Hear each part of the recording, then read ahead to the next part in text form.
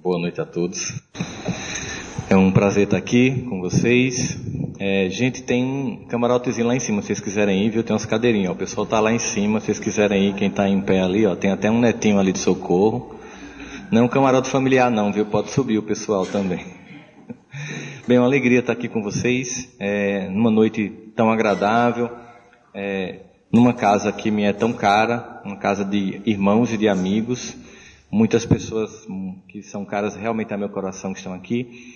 E a gente está num dia tão especial, já que a gente está antecedendo uma data, que embora a gente saiba que do ponto de vista emocional é uma data que todo dia a gente sente a presença dela, que é a presença das mães, como também dos pais, mas quando a data existe, de uma forma ou de outra, ela nos joga para uma reflexão importante sobre o papel da mãe, mas para a gente não ficar concentrado apenas neste papel, pensar a família no seu repertório completo, no significado que ela tem na nossa vida e como é que ela tem estado em nossos dias.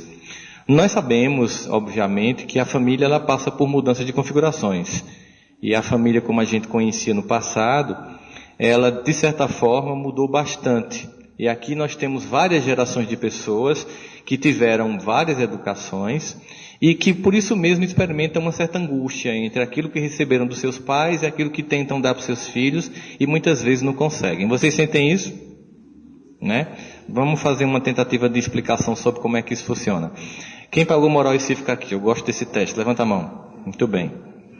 Essa galera, como eu, já está perto de pegar o aeróbus, mas a gente pagou uma disciplina que demarca uma ideia clássica. Tu pagou SPB, deixa eu te conversar. Tu pagou moral e cívica também, Socorro. Querendo dar uma de novinha?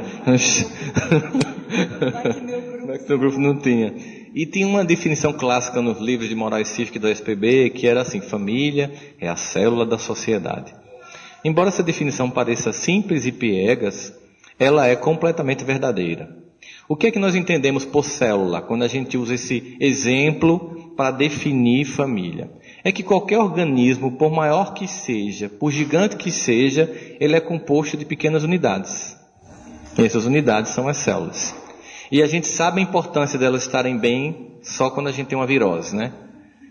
Você está lá todo inteirão, mas a virose lhe bota na cama, cheio de sintoma, de tosse, de secreção. Ou seja, a harmonia do sistema celular gera a harmonia do organismo.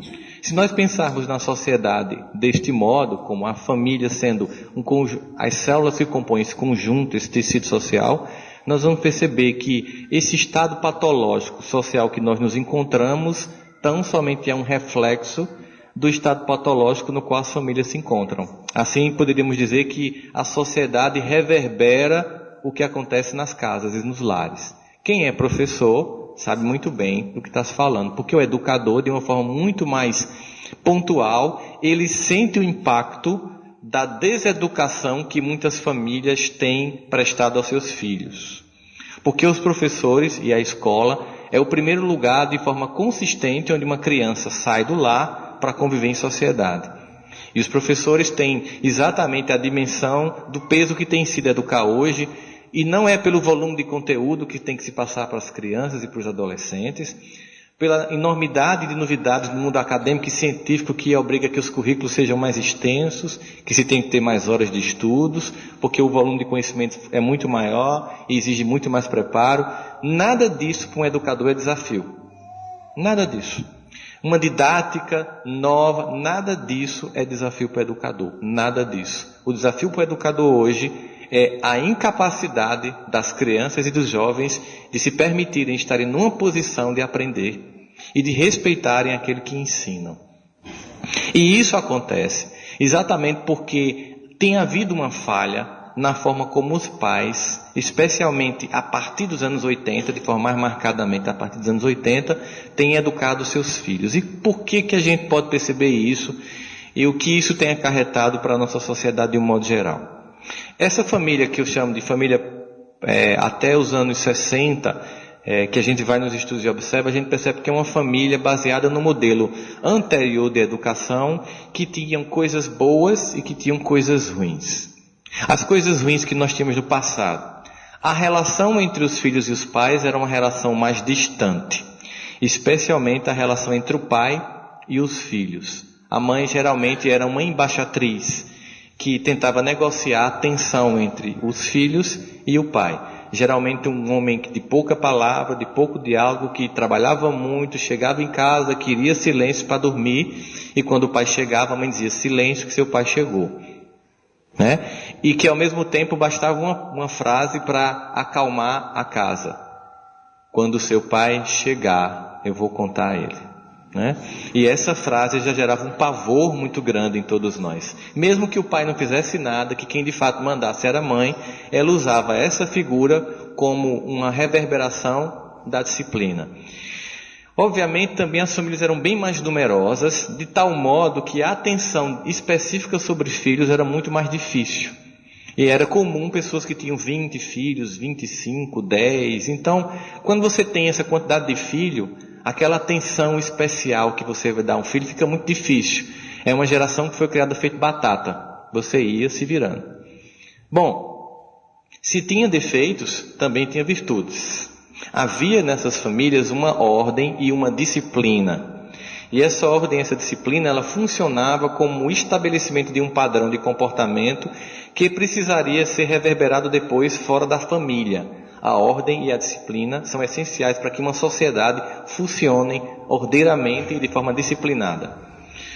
Bom, o que aconteceu? É que a partir dos anos 60, especialmente com repercussões advindas do final da Segunda Guerra Mundial, quando as mulheres foram trabalhar e obviamente sentiram o prazer da liberdade que o dinheiro proporcionava e a não submissão que muitas tinham, já que os casamentos não duravam por amor, mas por completa submissão das mulheres ao homem, muitas que viviam sobre espancamento, tanto que uma frase comum que nós ouvíamos era que em briga de marido e mulher, ninguém mete a colher. Mas hoje em dia mete a colher, mete a polícia e mete Maria da Penha, né? Porque nós somos uma sociedade mais sofisticada e existe um conjunto de sistemas legais que protege aqueles que podem se tornar em algum momento indefesos. Dito isso, a gente vai perceber o seguinte, que essa família começou a ser atacada, porque ela era machista, porque havia um pouco espaço para o feminino, porque havia pouco diálogo, e esse ataque a essa família começou a minar esse modelo de família para construir um novo modelo. Um modelo que é mais democrático, em que há diálogo entre pais e filhos, em que as pessoas conversam, em que você procura saber o que o outro quer. Mas ao mesmo tempo, como se atacou muito esse modelo, ele foi meio que destruído. E para construir o novo modelo, nós perdemos o antigo. Isso é um movimento comum na dialética, em que para criar uma antítese a essa tese, essa família antiga sendo tese, essa nova sendo uma antítese, eu destruo o modelo anterior, dizendo que esse é o melhor do que esse. Até que eu começo a perceber que esse modelo novo, que tem muita coisa legal, muita vantagem, participação da família, um diálogo mais democrático dentro do contexto familiar, de todo modo perdeu um monte de coisa que tinha nesse modelo. Que foi, por exemplo, respeito, disciplina e ordem. E o pior é que, quando a gente compara, parece que, sobre essa perspectiva, se perdeu mais que ganhou.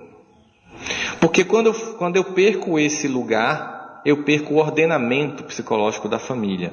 Se você perde o ordenamento psicológico, as crianças elas são educadas sobre o estigma da escolha o tempo inteiro, em que elas são empoderadas antes do tempo. O que acontece quando eu dou poder a quem não tem maturidade? Eu crio déspota. Quantas famílias hoje são reféns dos filhos?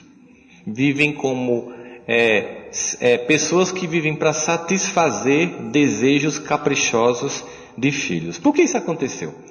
Porque a família moral e cívica é uma família da relação. Que família é essa? É a família que teve dificuldade, a família que teve pobreza. Especialmente na nossa região Nordeste, nós tínhamos uma pobreza muito grande.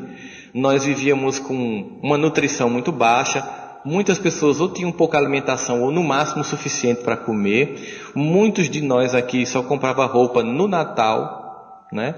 E quando a família era numerosa, a roupa vinha descendo de irmãos para irmãos, naquele fenômeno que quem é pobre sabe que pobre não troca de roupa, é a roupa que troca de pobre. Ela vai escolhendo você, enquanto não virar um mulambo, alguém vai usar aquilo. Ao mesmo tempo, isso gerava um sentimento de que a vida tinha que ser vivida como ela era. Porque não havia naquela época o que há hoje como um dos sintomas da loucura do mundo atual. Um dos sintomas da loucura do mundo atual é: eu tenho que ter tudo que eu quero. Isso é um dos sintomas que gera loucura no contexto atual da sociedade. Tudo que eu quero eu tenho que ter. Na verdade, a gente percebe que no passado não tinha essa história de tudo que eu quero eu tenho que porque uma das frases mais escutadas por crianças do passado era: e menino tem querer, ou seja, você não tinha direito a manifestar opinião. Então houve um ganho, porque você manifesta a opinião. Agora, se começou a escutar os filhos, só que infelizmente muitos pais entenderam escutar filhos como obedecê-los. Escutar não significa obedecer. Eu escuto e depois, como adulto, discerno se aquilo é ou não algo conveniente para o contexto familiar. Mas essa família que teve pessoas que tiveram dificuldades, que passaram por pobreza, às vezes pais difíceis e tal, todo aquele discurso de vítima, criou um sentimento nessas pessoas que passaram por dificuldades, que vieram do interior, que pegavam ônibus para estudar e que ralavam muito, que passaram necessidade. Quando finalmente conquistaram a família, tiveram um bom salário, um bom emprego, fizeram um concurso e casaram, tiveram os filhos, tiveram uma ideia. Pensando no passado, olhando para a própria vida, chegaram à seguinte conclusão: os meus filhos não vão passar pelo que eu passei. Essa foi uma das mais infelizes ideias que a geração dos anos 60 e 70 tiveram quando aos 80 casaram e tiveram filhos. Por quê? Porque eles esqueceram uma coisa impressionante, que foi exatamente porque passaram pelo que passaram que se tornaram quem se tornaram. E com isso não está querendo se dizer que se você pode comprar roupa para o seu filho, você vai ter que pegar a roupa dos outros para dar para ele. E se você pode dar iogurte para o seu filho, você não vai dar porque você quer que ele sofra as dificuldades que você sofreu. Não. É que existe um fenômeno de ordenamento familiar que você perdeu ao imaginar que ser um bom pai e uma boa mãe seria satisfazer desejos caprichosos de crianças e adolescentes. Numa perspectiva de infantilização, em que você entrega à criança escolhas que você tem que fazer. Por que a infância de muitas pessoas do passado ela é lembrada com um sentimento de prazer e nostalgia? Porque na nossa infância nós éramos apenas crianças. E quem escolhia por nós eram os nossos pais. Uma das coisas que mais deixa a vida de um adulto estressante e ansiosa é que nós temos que fazer escolhas todos os dias. Se eu vou ou não trabalhar, se eu não vou estudar, se eu acordo ou não, se eu estudo para o concurso ou vou ver Netflix. O tempo inteiro essas escolhas, elas estão gerando em nós ansiedade, que na infância a gente não tinha, porque quem escolhia por nós eram os pais. Então a gente podia simplesmente, pela experiência lúdica do brincar, aprender a treinar a ser adulto. Aí Kardec, ainda nem vivenciando essa crise que nós temos aqui, mas já percebendo a importância impactante da família, pergunta qual seria para a sociedade o resultado do relaxamento dos laços de família. E a resposta é o recrudescimento do egoísmo. E a palavra é muito bem escolhida, porque recrudescer é uma forma intensa, marcante e até perversa de aumentar o egoísmo. Por que eles dizem isso? Porque se no passado todo mundo tinha que ver a mesma TV, e quando você queria ver seu desenho, o pai fazia: é hora do jornal. E você ficava lá, né? E você tinha que conviver com o outro, o espaço do outro. Hoje nós temos, eu acho que foi um dos primeiros vídeos que bombou na época do início do YouTube. A história da internet é tão rápida que a gente nem imagina que o YouTube é bem novinho, mas já é velho para a cabeça da gente. Foi uma música chamada Ado, Ado, Ado, cada um no seu quadrado. Não sei se vocês lembram dessa. Não tinha WhatsApp na época, por isso não viralizou, né? Nos grupos de WhatsApp. Mas todo mundo via esse videozinho, que é essa família atual. Cada um no seu quadrado. Cada um no seu quadrado faz com que ninguém viva no mesmo quadrado. E com isso cada um fica egoísta no seu espaço. Porque conviver é difícil, mas nos torna menos egoístas. Como geralmente a maior parte das famílias só tinha um banheiro, nós tínhamos que conviver com a disputa de horário. Como a maior parte das famílias tinha um TV, nós tínhamos que entender que tinha um horário de cada um assistir a sua programação. E assim nós tínhamos também que, por exemplo, na família, pelo ordenamento, se tivesse um frango, de quem era a coxa? Dos pais. E na hierarquia do frango, cada um tinha um pedaço. E os filhos mais velhos, né? Até chegar o mais novo, que ficava com o pescoço e todo o resto que vocês sabem. Eis aqui um filho mais novo falando, cansado de comer pescoço, pé e outras partes menos nobres da galinha, né? Só que isso gerava um desejo de comer a coxa. Mas para comer a coxa tinha uma condição. Você tinha que pagar pelo frango. E para pagar pelo frango tinha uma segunda condição. Você tinha que desenvolver um conjunto de habilidades que lhe desse o emprego para poder comprar o frango. Habilidades essas trágicas chamadas estudar.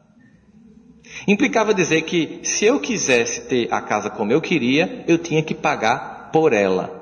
Comumente eu lembro das muitas vezes que minha mãe mandava eu desligar a TV ou mudava o canal que eu estava assistindo e eu ficava pensando, não tem nada não, um dia eu vou ter minha casa. E por causa disso eu casei. Mas muita gente hoje ainda vive as coisas dos pais com 40, 30, 50 anos de idade. Porque a casa não é dos pais. A casa agora é dos filhos. Inclusive aumentou o divórcio, sobretudo porque quando nasce a criança, o homem e a mulher ficam tão centrados no filho que esquecem que antes do filho vem um casamento. E que se você não dá atenção ao casamento, aquele filho é o maior prejudicado com uma ruptura. Porque você precisa entender que foi este envolvimento que resultou neste grande amor que são os filhos. E que eles necessitam, sempre que possível, que os dois estejam presentes, mesmo que seja só o pai que esteja aqui agora, a mãe está lá olhando, né? Para que os dois estejam presentes neste processo de educação dos filhos. Então, a gente tem visto hoje um grande drama familiar na educação dos filhos, porque nós percebemos que os pais perderam a mão. No momento em que eles colocaram a criança como o centro da casa, eles inverteram a ordem que imperou durante milênios na história humana. Durante milênios, até os anos 60, quando tudo começa a mudar, havia uma ordem que foi desestruturada e hoje se paga um altíssimo preço por isso. E se percebe que nós temos que voltar a um modelo que se perdeu. Mas não pode voltar ao modelo antigo. E o modelo novo também não está dando conta. Qual é o próximo movimento? Segundo o movimento dialético, eu tenho uma tese, eu tenho uma antitese, família antiga, família nova. Essa não dá para voltar, essa está com problema, o que é que eu faço? Uma síntese, em que eu trago o que foi de bom do passado, que eu joguei fora para criar o novo, e mantenho aquilo que é novo e que é bom. Uma família com diálogo, em que a mulher também tenha preponderância de papel, em que ela seja respeitada em sua dignidade, em que ela tenha liberdade de crescer, de acontecer profissionalmente, mas ao mesmo tempo que eu tenha respeito, ordem e hierarquia. Isso é muito claro quando a gente dá exemplos, né? Exemplos que só pode partir da própria experiência pessoal. Eu tive alguns exemplos muito clássicos disso na minha casa, com a educação que eu recebi da minha mãe, né? E uma pessoa perguntou, por que você não dá exemplo da educação do seu pai? Porque aos 6 anos meus pais se separaram. Então, embora eu deva a vida a meu pai, e o ame por isso, eu não tinha convivência com ele. Nos 6 anos eu não tenho muita lembrança de experiências com ele. Então, minhas experiências se concentram na minha relação com a minha mãe. E lembro uma vez quando eu disse a ela que eu ia brincar micarando. Aos 16 anos de idade eu queria ir atrás da banda Eva, que quem tocava nela era Ivete Sangalo. E minha mãe disse que eu não ia. Aí eu disse, mas meu avô deu abadá. Ela disse, mas você não vai, que você só tem 16 anos. E eu muito irritado, mas vocês não podem imaginar o quanto eu estava irritado. Eu disse, tem nada não, mas não com esse tom, obviamente, né? Quando eu tiver 18 anos eu quero ver o que a senhora vai fazer. Faltam só 2. Aí minha mãe fez, não muda nada. O que você acha que muda aos 18 anos? Uma vara mágica aparece e você fica dono de si? Não. Só tem uma coisa boa quando você tiver 18 anos. Eu disse, qual? Que se você fizer merda, quem paga é você. Ela disse bem assim, porque hoje se você fizer, eu que sou responsável. Mas aos 18 você é responsável. Mas aqui em casa, nada muda. A casa continua sendo minha e na minha casa, minha lei. Se você não gostar, pague uma casa para você. Eu fiquei irritadíssimo e disse assim: quando acabar tu ainda quer ser amada, criatura. E ela olhou para mim e disse: quem disse a você que eu quero o seu amor? E eu fiquei chocado como vocês estão agora. Ela disse para mim: meu filho, o amor é uma doação pessoal. Eu, por exemplo, lhe amo e nada do que você fizer mudará isso. Mas você um dia vai escolher se me ama ou não. Para hoje, eu não preciso do seu amor, mas eu não abro mão do seu respeito. Então aqui é como eu quero e não como você quer. Se você quiser como você quer, pague por isso. Quando você pagar por isso, você vai ter uma casa do jeito que você quer, e vai ter o horário do jeito que você quer, e vai para onde você quiser. Mas enquanto morar comigo, eu que defino tudo. Isso não muda se eu tiver 30, 50 anos. Estamos entendidos? Eu entrei no quarto, bati a porta e passei uma semana sem falar com ela. E ela passou 30 dias sem falar comigo. No 32º dia, eu implorava por um olhar. Porque quando uma pessoa que você ama lhe ignora, dói mais do que qualquer surra. E ela estava fazendo aquilo para me mostrar o lugar que era meu e o lugar que era dela. E finalmente voltamos a nos relacionar. E só depois eu entendi o que aconteceu ali. No primado das emoções, nós percebemos que o amor é o mais sofisticado dos sentimentos que nós possuímos. De modo tal que o amor ele acontece apenas nas pré-condições de sentimentos que o antecedem. Ou seja, para usar um jargão da matemática, nós amamos se e somente se. Então eu só amo se e somente se eu tiver sentimentos anteriores ao amor. O amor ele vai chegar depois de 2 sentimentos clássicos: respeito e admiração. Você jamais ama aquele que você não respeita e aquele que você não admira. Jamais. E aí a gente se pergunta: os pais do passado, da geração moral e cívica, perguntavam para a gente assim, bem seguros como hoje em dia: meus filhos, você me ama? Vocês lembram disso? Um pai perguntando, uma mãe perguntando: meus filhos, você me ama? Não. Eu não lembro dessas perguntas infantis, né? Os pais do passado jamais perguntaram isso. Os de hoje perguntam: meu amor, você ama a mamãe? E a criança percebe o poder que tem da resposta e estabelece alguns critérios. Amo, você me deu um celular novo? Tanto as pessoas sabem que os filhos, normalmente, como qualquer ser humano, tem interesses, que quando faz mainha, painho, você geralmente faz quer que você quer. Porque você sabe que aquele tratamento é uma, digamos assim, uma forma de seduzir para um objetivo, né? E é normal, não é que a criança é ruim, perversa, maquiavélica. Nós fizemos isso, só que não deu certo. Entende? Os pais do passado jamais perguntaram se eram amados, mas nunca abriram mão de ser respeitados. E com isso conseguiram o amor e o respeito. Muitos pais hoje em dia querem ser amados, mas não se fazem respeitar. E ao final, de forma dramática e trágica, não conseguem nem o amor, nem o respeito. E a dor é muito profunda, mas muito profunda. O que significa dizer que educar hoje dá mais trabalho do que no passado. Porque muito mais cedo do que no passado, a sociedade invade o lar para interferir nos nossos valores. Um adolescente de 12 anos hoje, ele pode ser muito mais influenciado pelo youtuber do momento do que por você. Pela minissérie do momento do que por você. Coisa que na nossa infância não era tão rápido assim, embora chegasse um momento que a gente fosse influenciado pelo conjunto da sociedade, pelos amigos, pelos colegas, o que é completamente normal. Assim é que hoje nós temos a necessidade de ver as famílias resgatando o seu papel, o seu lugar, a sua importância. Por isso aquele vídeo que eu falo de um amigo que mete a mão no painel do carro, rodou tanto o país. Mesmo pessoas de outras religiões postaram aquele vídeo. Não foi porque eu falei, foi pelo que foi falado. Pela necessidade que as pessoas têm hoje de perceber que estão perdendo os filhos para a própria irresponsabilidade, incompetência, preguiça e burrice. Se quiserem eu vou embora agora. Porque o preço é muito alto e se eu não for chocante, não vai ficar na cabeça.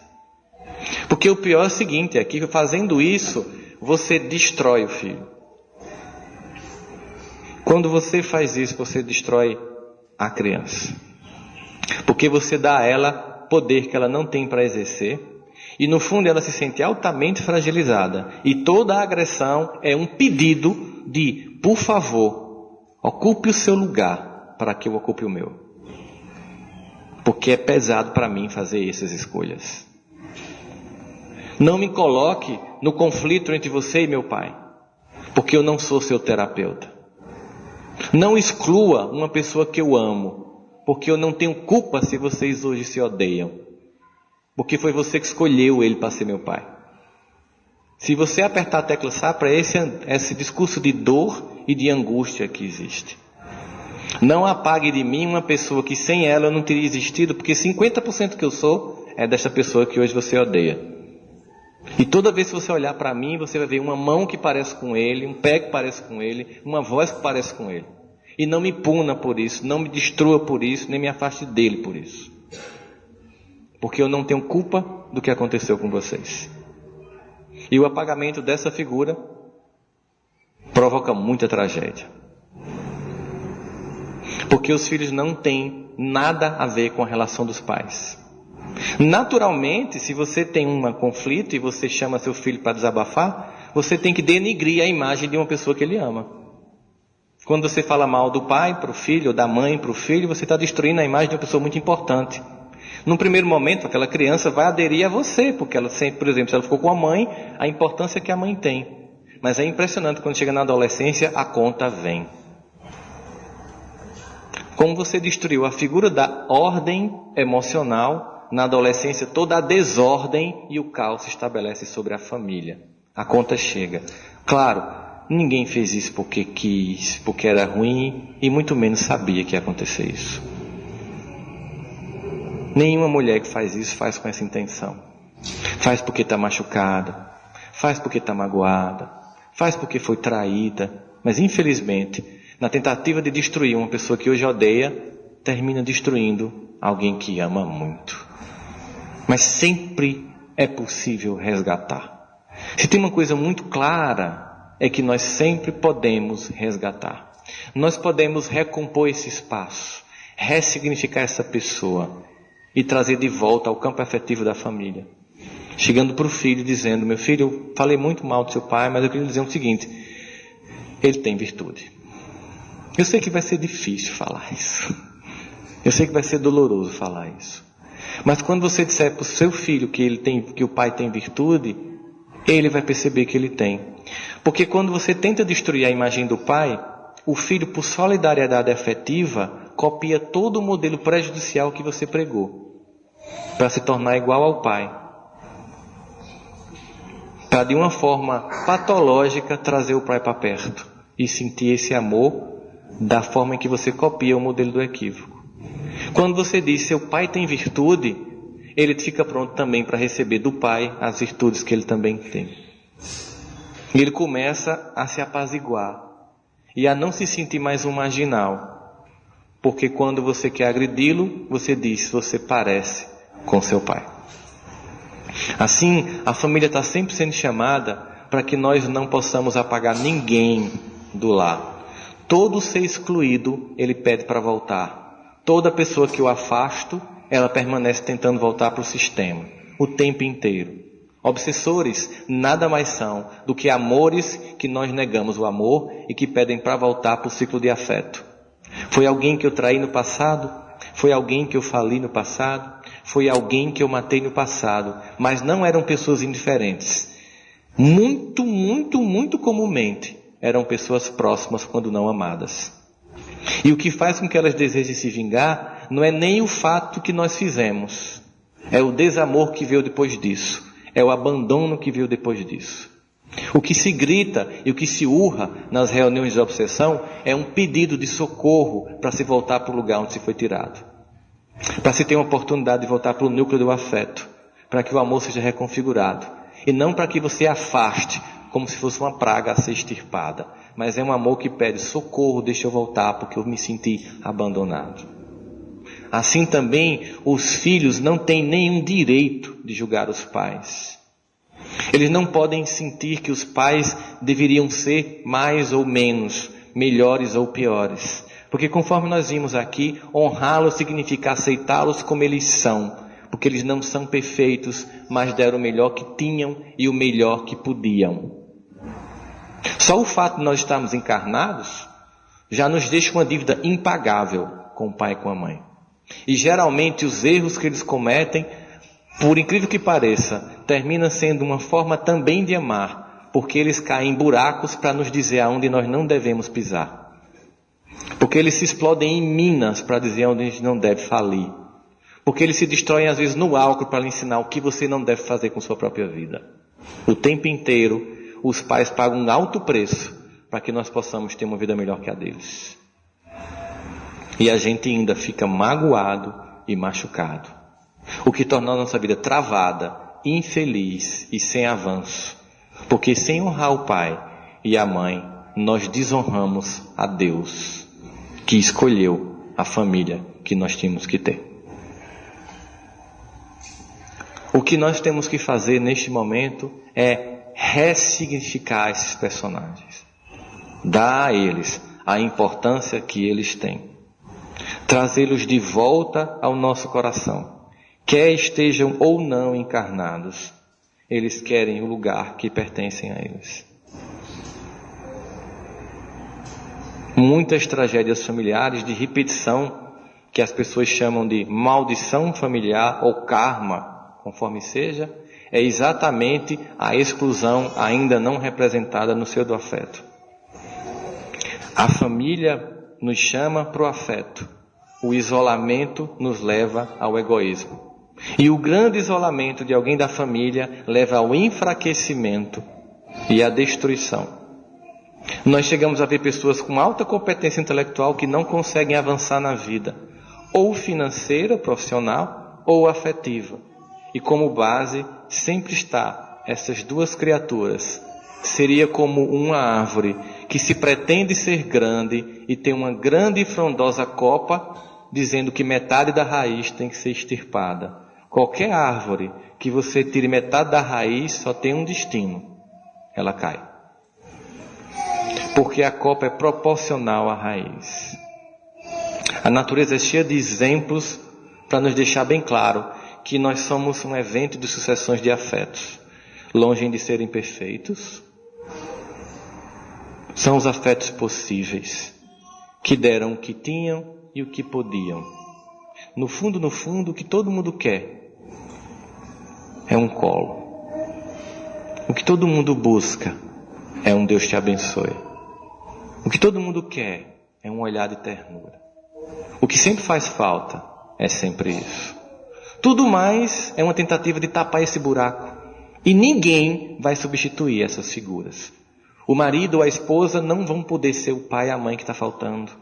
Inclusive porque você tenta fazer isso, sobrecarrega o outro que teria só uma função e passa a ter duas. E em algum momento não aguenta e sai. Porque não vai tamponar os afetos que estão para lá e que precisam de lá serem resgatados. Todos nós temos essa necessidade de reconfigurarmos essa família, de trazermos de volta essas figuras para o nosso coração, de ressignificar o papel de cada um deles na nossa vida. E é impressionante o quanto isso nos estabiliza, nos tranquiliza e nos fortalece. Na leitura que Socorro fez daqui de Emmanuel, em louvor às mães, Emmanuel descreve papéis de homem e de mulher, sem dizer que um é melhor que o outro, mas apenas que eles cumprem papéis. Assim também acontece com a família, sobre uma hierarquia bem diferente. Enquanto que na relação homem e mulher é uma relação simétrica, na relação pai e filho sempre será uma relação assimétrica. Os filhos sempre serão menores que os pais. E quando eles não se acham isso, eles desonram os pais com uma arrogância, uma prepotência.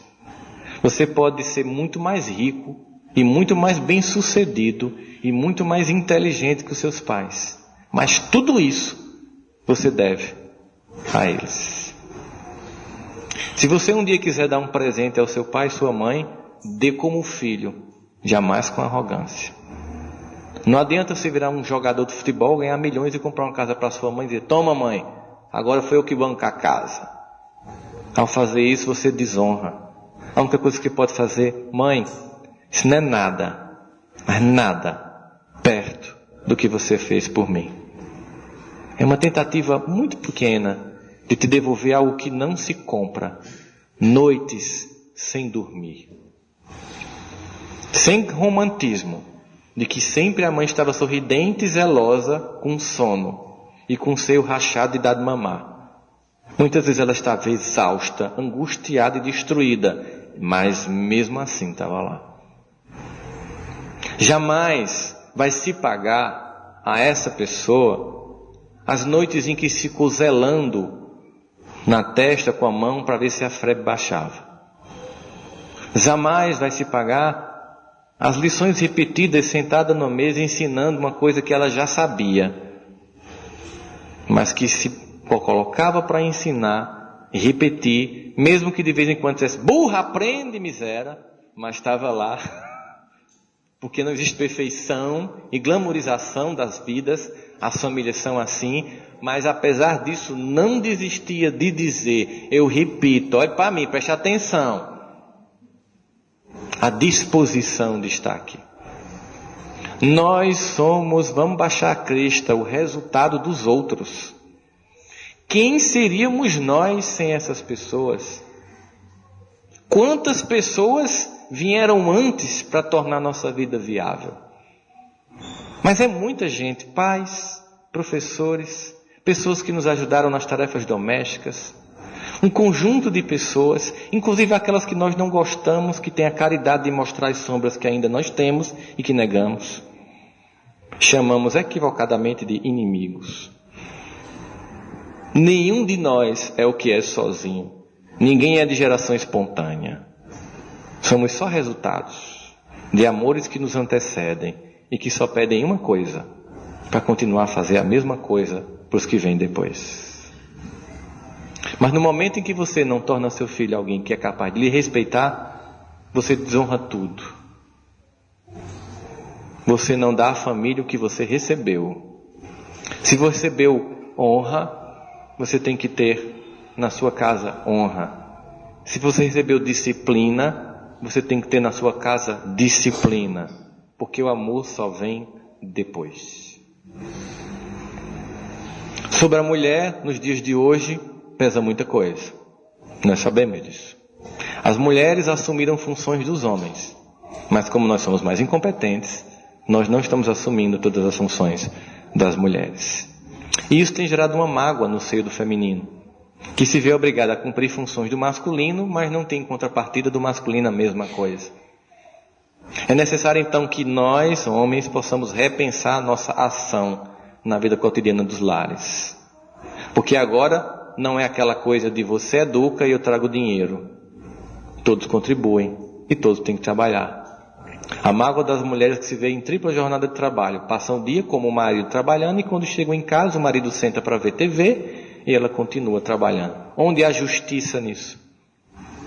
Onde há reciprocidade de afeto nisso? Um está dando mais do que o outro. Em qualquer relação onde um dê mais que o outro, vem mágoa, vem decepção, vem perda de desejo e finalmente separação. Só para citar um exemplo para vocês, uma pesquisa mostrou que todos os homens que colaboram com as tarefas domésticas, mesmo que seja ela lava a louça e você enxuga, ganham bônus noturnos. E vocês entendem o que eu quero dizer com isso. Porque uma mulher que se sente respeitada, ela tem desejo. A que se sente magoada, ela se afasta. Ao mesmo tempo, de todos nós, olhar para essas figuras com a importância que ela tem. O pai e a mãe, ausentes ou presentes, separados ou não, são as pessoas sem as quais nenhum dos nossos projetos seriam viáveis. Olhar para essas pessoas percebendo o que elas deram de melhor. E se meu pai traiu minha mãe, você não tem nada a ver com isso como filho, por um simples fato. A sua mãe não conhece o seu pai. A sua mãe só conhece o ex-marido. Você é que é filho dele. Você é que é filha dele.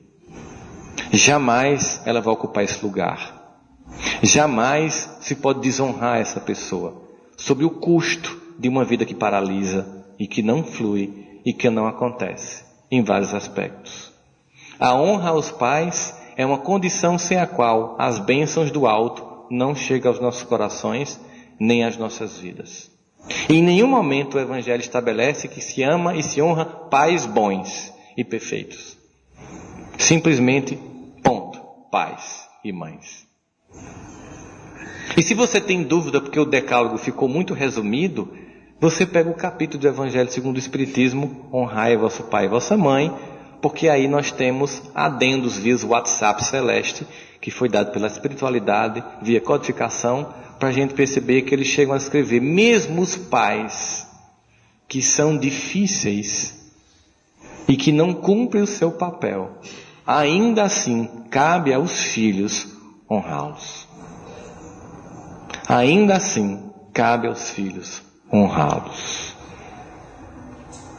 Nós não temos a ver com a luta e a briga dos adultos. Para os pais nós somos sempre crianças.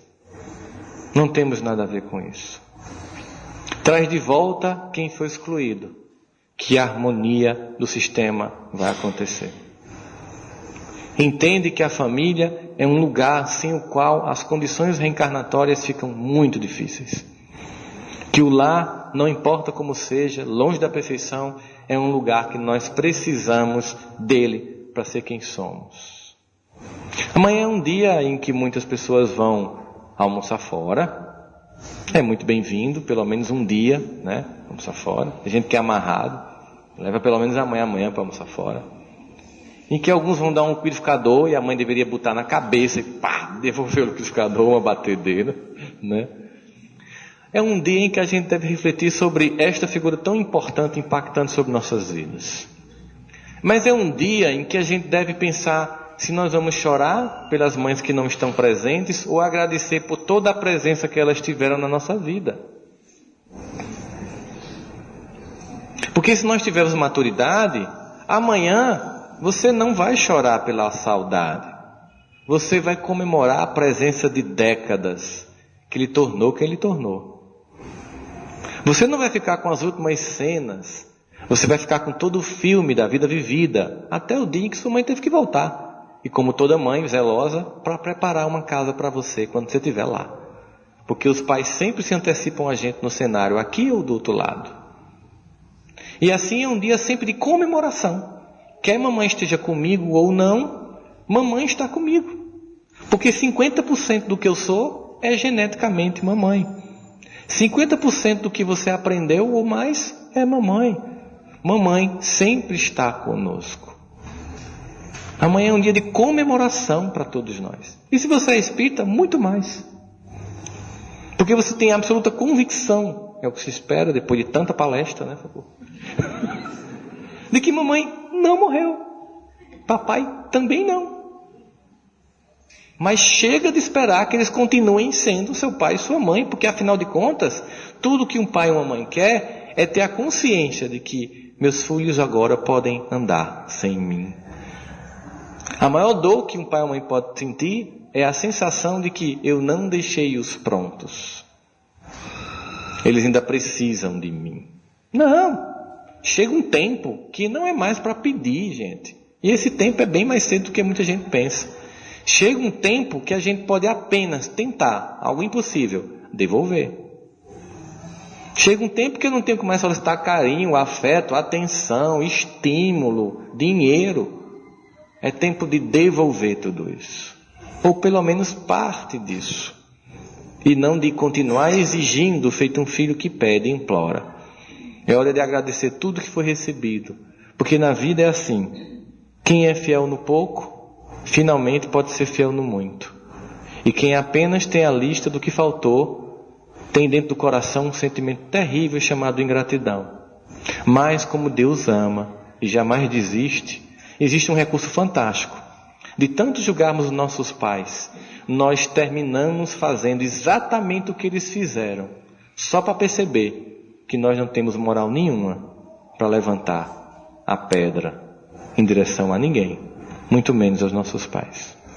Muitas vezes, exatamente aquele pai excluído faz com que o filho repita, para que a mãe sinta, e que ele também, que todos precisam ser amados e incluídos. Eu sei que foi duro, vocês estão bem tensos e calados, mas ainda assim, feliz Dia das Mães a todas vocês. Muita paz.